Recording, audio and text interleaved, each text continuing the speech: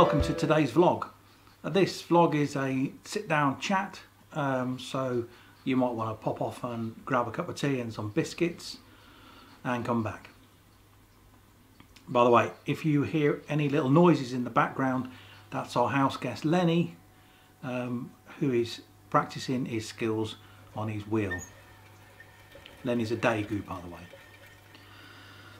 Today I'm going to be talking about shared ownership. Now, if you've watched our very first vlog, which I'll put a link to somewhere up here, then you'll see there's a bit of an introduction for both me and Jan, our past history, lives, etc. But you'll also know that we, for many years, owned a share in a narrowboat called Sapphire, and we had many lovely holidays on her with the family.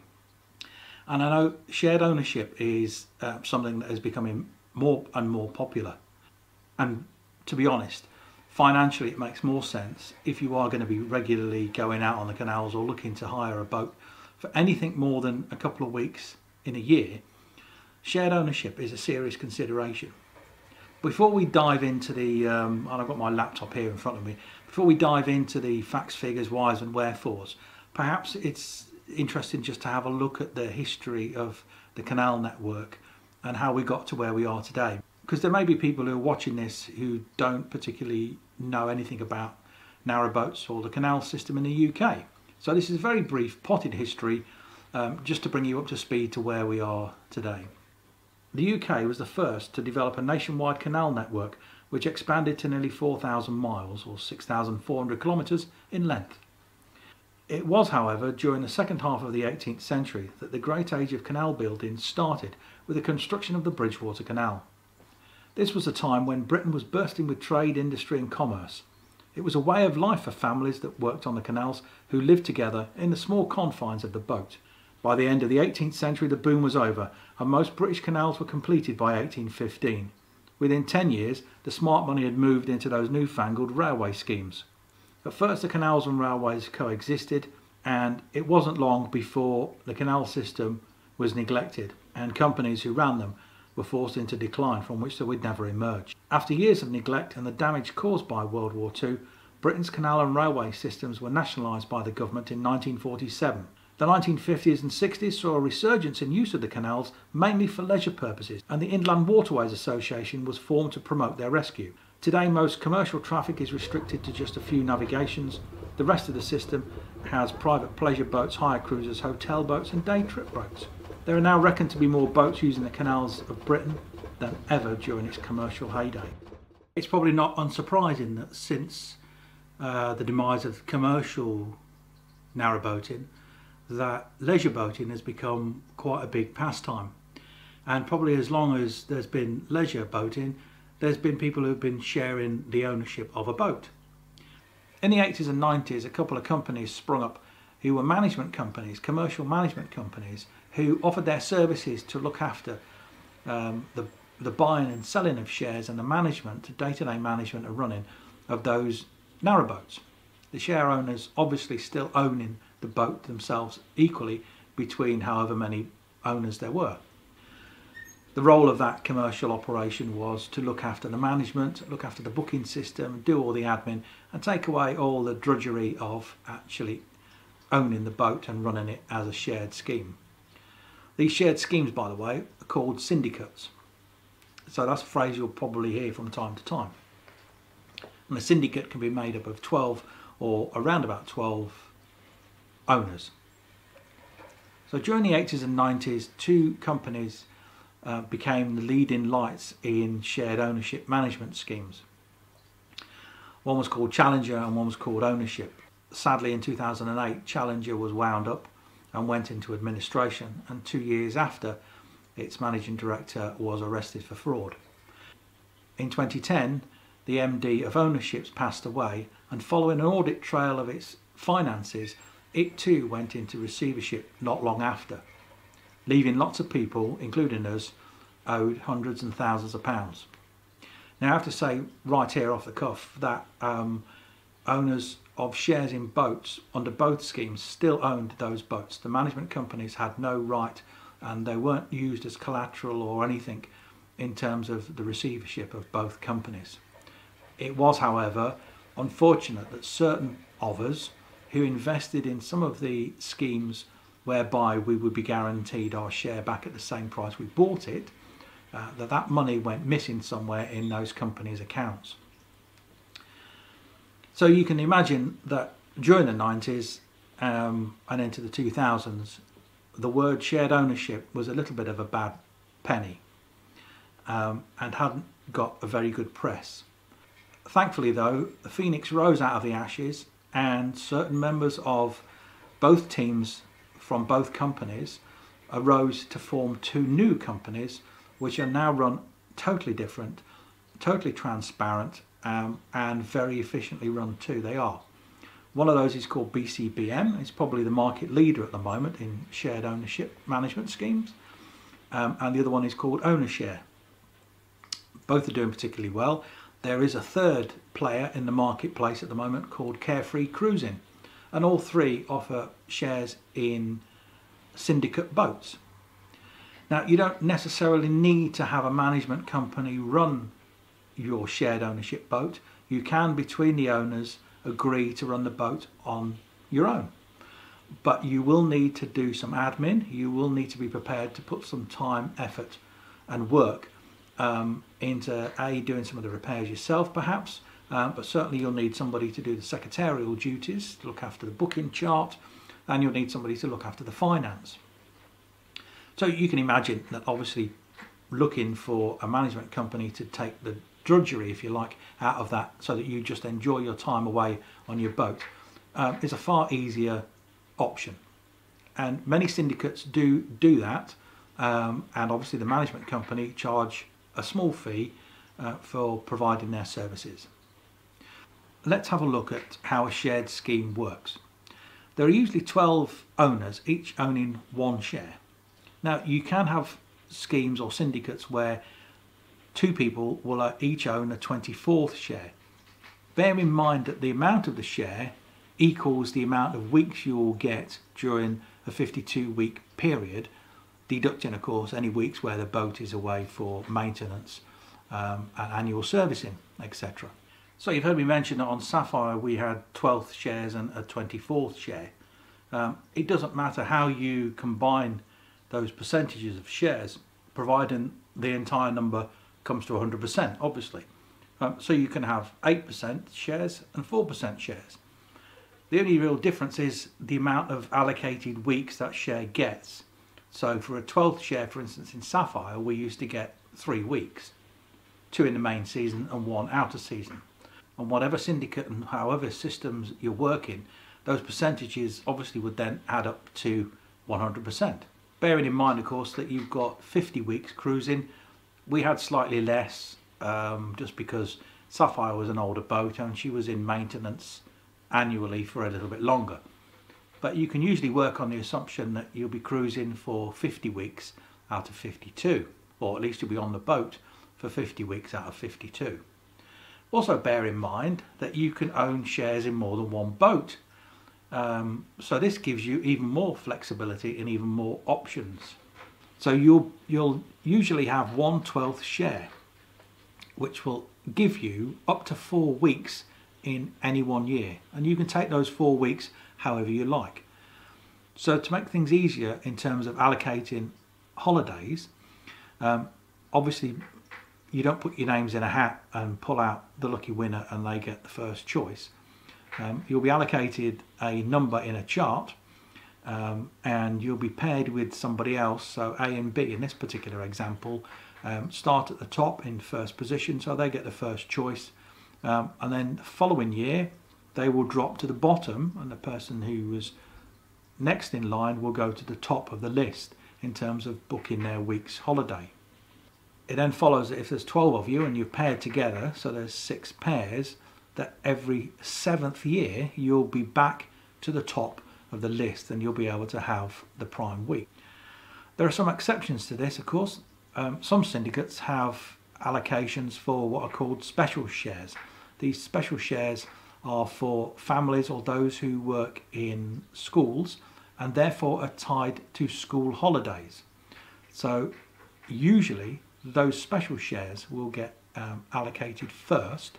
However, those special shares, because they're linked to school holidays, means that you can only usually take those holidays during the school breaks. So for instance, you would be offered one at spring bank holiday, obviously the summer from the end of July onwards, and then October half term.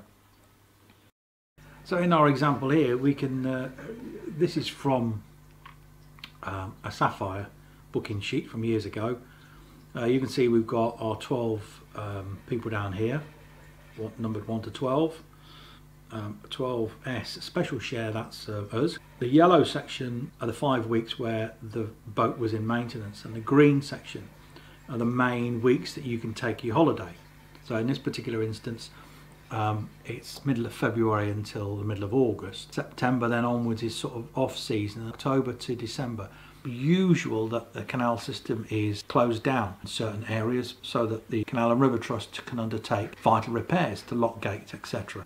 We can see here, for instance, Walker had a week at the end of March and 2 weeks in June. That's made his 3 weeks up.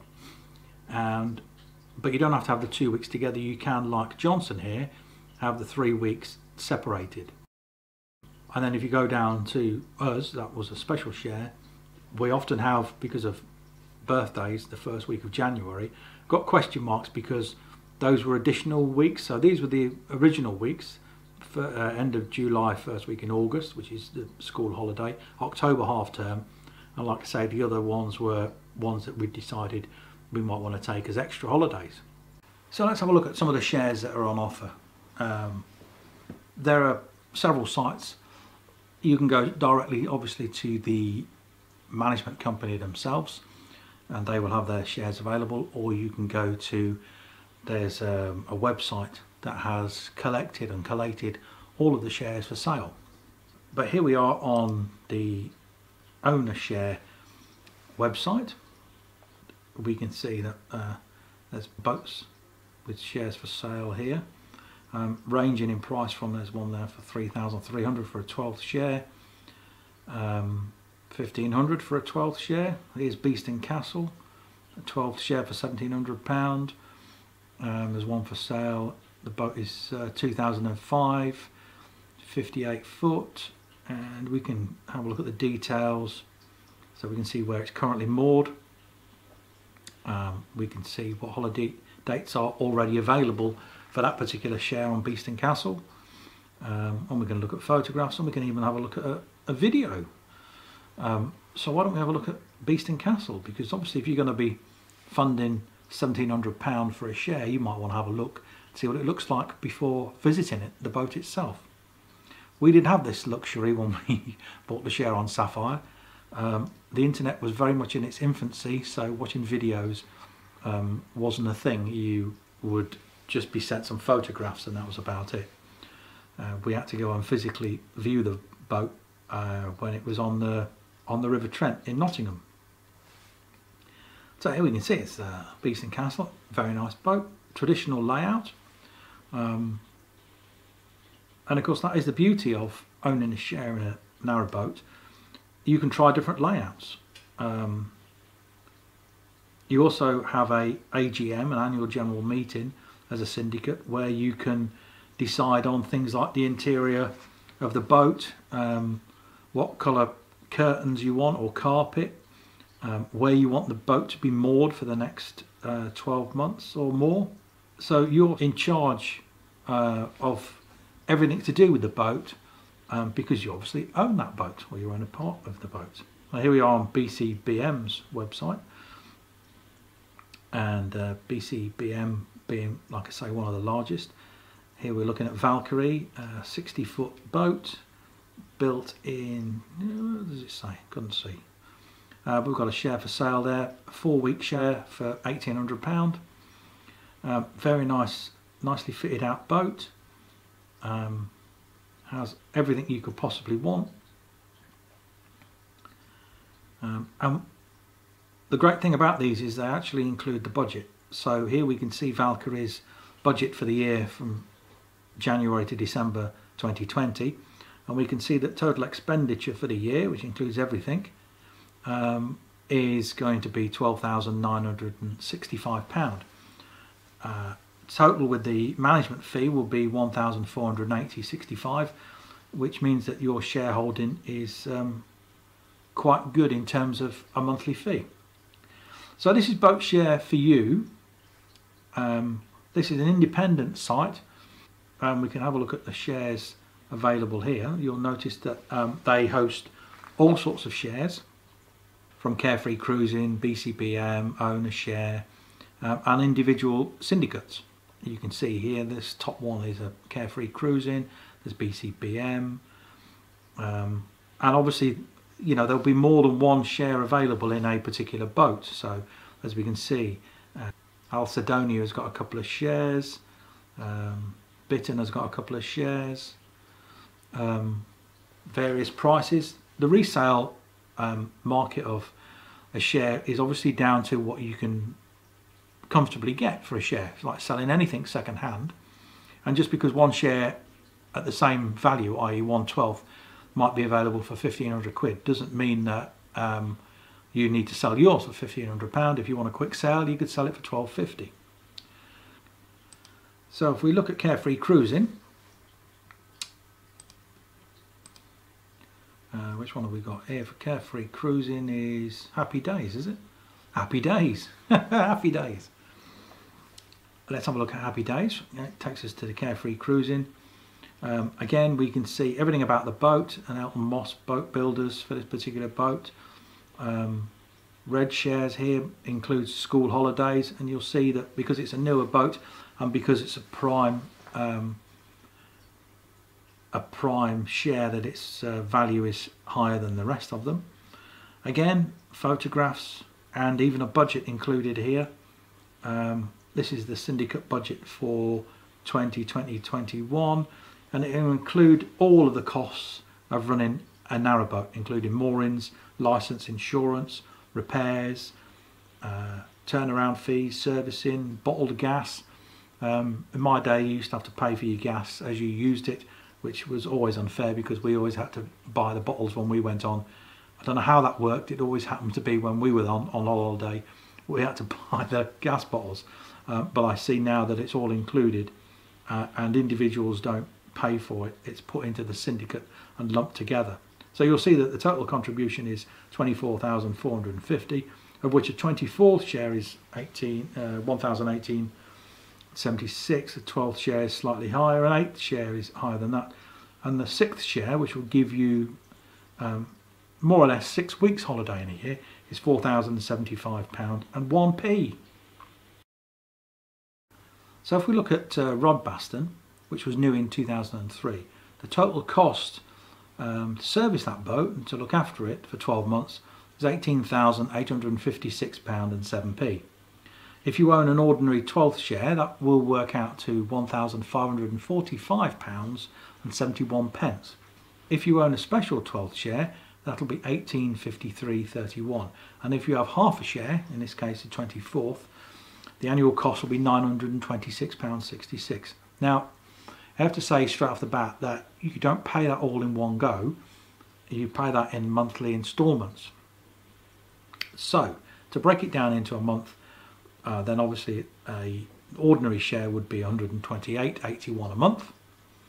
Special share £154.44 a month, and the 24th share would be £77.22.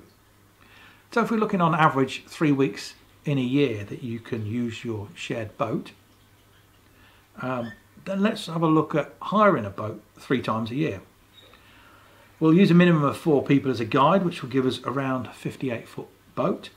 And as you can see from a popular hire company, a week in peak summer, that's July and August, is £1,345. 2 weeks, and that goes to £2,648. Then let's add a week in winter or off-peak season. That will be around £1,025. So a total of 3 weeks in a year hiring a boat would be £3,673. Now, I'm no mathematician, as you know from previous vlogs, but I worked that out to twice as much as owning a share in a boat. And bearing in mind that you will actually own the boat if you become a shareholder, that is easily the most cost-effective way of getting into narrowboating on a regular basis. So you can see it makes financial sense if you really want to get into boating in a semi-serious way. That owning and sharing a boat is definitely a way forward. It gives you the freedom to go where you want to go. You can combine routes with your fellow shareholders. One does 1 week from A to B and one does a route from B to C the following week. And it really does become a very friendly and amicable way to get into owning a boat. There has to be a little bit of give and take because potentially there are 11 other owners or thereabouts that you have to agree with, and if the choice of carpet isn't your particular colour, then sometimes you have to admit defeat and put your hands up and go, okay, I'll go with the majority. But I think that's true of most syndicates that people get involved in. It's great for families because obviously you can take the family away for a week or 2 weeks and then you can go back out of season just on your own or with other friends or whatever combination you want. So the choice is really yours. All in all, we would definitely recommend owning a share in a boat as a way to experience a more extended cruising period on board a narrowboat. You get to see all the different seasons and you get to enjoy a lot more of the network. We certainly enjoyed it and we had great times on Sapphire. The kids really enjoyed being out on the canal. It's given us an appreciation of all things narrowboating, and I think that has principally been one of the reasons why we've been spurred on to move into that particular lifestyle. So if you've gained any extra knowledge or this has been helpful to you, then please consider giving us a thumbs up for a like. Don't forget to subscribe to the channel. We will be out again as soon as we can, and as you know, subscribing means that you can follow our journey as we move from being boat hirers, boat shareholders, to actually owning a boat in early 2021. And we look forward to you being a part of our journey. In the meantime, happy boating everyone, take care and bye for now.